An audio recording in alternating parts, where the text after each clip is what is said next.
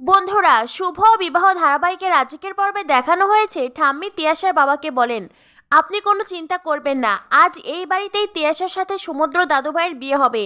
আমিও দেখি এই বিয়ে কে আটকায়। তখনই সেখানে ঝিনুক আর সমুদ্র আসে। ঝিনুক বলে, আপনি ঠিকই বলেছেন হিটলার দাদি, এই বিয়ে কেউ আটকাতে পারেনি, বিয়েটা হয়েই গেছে। ঠাম্মি তখন সমুদ্র আর ঝিনুকের দিকে তাকান। ঝিনুকের সিঁথি ভর্তি সিঁদুর দেখে ঠাম্মি বলেন, দাদুভাই এই মেয়ে এইভাবে এখানে কেন? কি জঘন্য মজা করছো তুমি?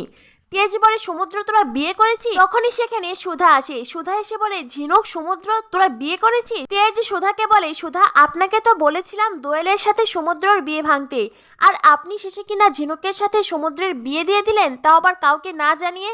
সুধা বলে, মিস্টার বসু মল্লিক বিশ্বাস করুন, আমি এসবের কিচ্ছু জানতাম না। আমি তো শুধু ঝিনুককে বলেছিলাম সমুদ্রকে নিয়ে এই বাড়িতে আসতে, কিন্তু কোথা থেকে কি হয়ে গেছে আমি সত্যিই জানি না। ঠাম্মি সুধাকে বলেন, চুপ করো তুমি, আমি বলছি যা হয়েছে সবই সুধার জন্য হয়েছে। এই সুধাই আমার সমুদ্র দাদুভাইকে বুদ্ধি দিয়েছে, তাকে এই বাড়ি থেকে পালিয়ে নিয়ে গেছে। আর এই কথা শুনে ঝিনুক বলেন, ও হিটলার দাদি, দুজন অ্যাডাল্ট ছেলে মেয়ে তারা কি নিজের ইচ্ছে বিয়ে করতে পারে না? আপনারা তো সবকিছুতেই যত দোষ নন্দ ঘোষ। এই যে শাশুড়ি মারা, আপনারা কি আমাকে বরণ করবেন না? বাড়িতে নতুন বউ এসেছে। ঠাম্মি বলেন, নতুন বউ? তোমাকে এই বাড়ির বউ হিসেবে আমি মানি না। তখনই সেখানে দাদু আসে। দাদু আসতেই ঠাম্মি বলেন, আপনি এতকাল সংসারের কোনো ব্যাপারে কোনো কথা বলেননি, আজও বলবেন না। দাদু বলেন, আমাকে তো কথা বলতেই হবে, আমার সমুদ্র দাদুভাই বিয়ে করে বউ এনেছে, আর তুমি যদি তাকে মেনে না নাও তাহলে তোমাকে কথা বলতেই হবে। বড় বৌমা যাও, বরণ ডালা নিয়ে এসো। এরপরেই তেজের মা গিয়ে বরণ ডালা নিয়ে আসেন। আর ঠাম্মি বলেন, এই মেয়েকে আমি কিছুতেই এই বাড়ির বউ হিসেবে মানি না। তিয়াশার বাবাকে ঠাম্মি আবারও আশ্বস্ত করতে চেষ্টা করেন। তিয়াশার বাবা বলেন, আপনি মানুন আর না মানুন, আপনার নাতি বিয়ে করেছে। আপনি কি মনে করেছেন আপনি এখন বললেও কি আমি আমার মেয়ের সাথে এই ছেলের বিয়ে দেব? কখনো নয়। তিয়াশার পিসি বলেন, আপনাদের সৌভাগ্য যে আমরা এখনো ফ্রড কেস করিনি। তিয়াশা ঠাম্মিকে বলে, ঠাম্মি আমার মনে হয় আপনার নিয়মের শাসনে এই বাড়ির সবাই হাঁপিয়ে উঠেছে, এইবার আপনি সেটা মেনে নিন। এই বলে তিয়াশা তার পরিবারকে নিয়ে ওখান থেকে চলে যায়। তেজ বলে, তোরা একে অপরকে ভালোবাসিস, সেটা আমাদের কেন বলিসনি? ঝিনুক বলে, সবই তো হিটলার দাদির কারণে জামাইবাবু। এই হিটলার দাদি তো এই বাড়িতে কারফিউ জারি করে রেখেছিল, আর সে কারণেই তো বলতে পারিনি। সকলে ঝিনুকের কথা শুনে হাসতে থাকে।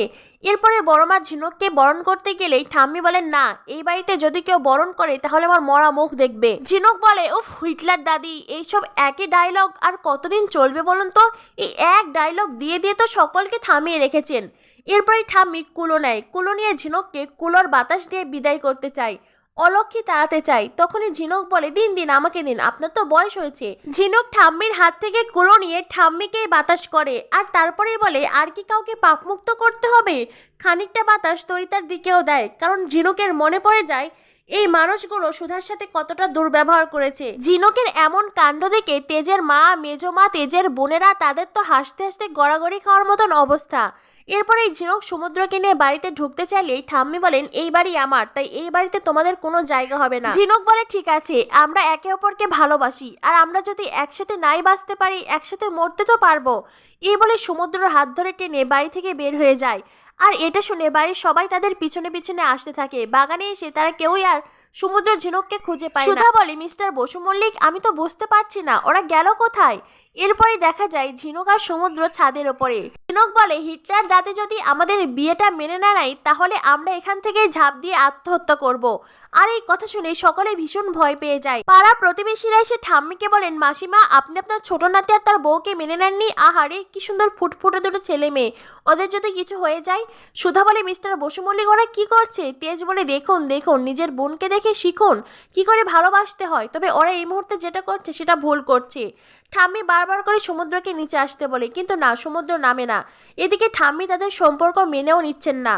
তখনই দাদু ঠাম্মিকে বলেন, কারণ এতদিন তুমি যা করেছো করেছো, আর যদি তোমার জেদের কারণে ছেলে মেয়ে দুটোর কিছু হয় তাহলে আমি তোমাকে ত্যাগ দেব। আর এটা শুনেই ঠাম্মি ঝিনুক সমুদ্রকে মেনে নিতে রাজি হন। এদিকে সুধাদের পাড়া প্রতিবেশীরা দোয়েলকে বাধ্য করে ফ্রন্টের সাথে যেতে। দোয়েলও বাধ্য হয়ে কাঁদতে কাঁদতে নিজের শ্বশুর বাড়িতে যায়।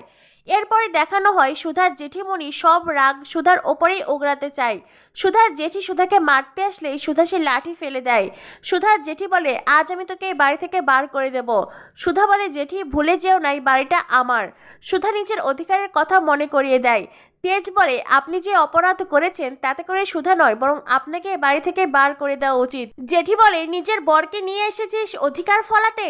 সুধা বলে, আমি কোনো অধিকার আদায় করতে চাই না জেঠি, কারণ এই বাড়িটা আমাদের সবার।